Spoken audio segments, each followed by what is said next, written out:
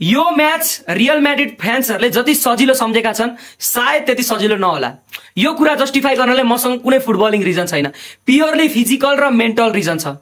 म भन्छु है त, काइराइट अलमाइटी काजाकिस्तानको क्लब हो जसलाई रियल म्याड्रिडले काजाकिस्तानमै गएर फेस गर्दैछ अवे ग्राउन्डमा।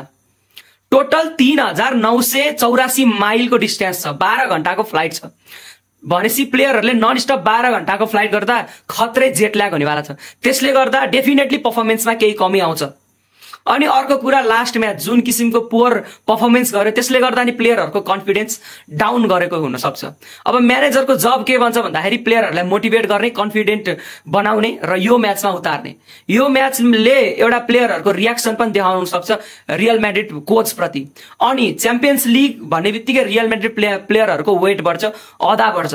त्यही भएर त्यही कुरालाई मध्यनजर गर्दै म एउटा आउटरेजियस प्रेडिक्सन गरेवाला छु 6-0 को। रियल म्याड्रिडले 6 गोल हानेवाला छ यो म्याचमा। सायद एम्बापेले 3 गोल पड्काउला, आर्दा गुलेरले 2 गोल र बेलिङगमले आफ्नो खाता खोल्न सक्छ। यो मेरो प्रेडिक्सन। तपाईहरुको प्रेडिक्सन कमेन्टमा लेख्नु होला।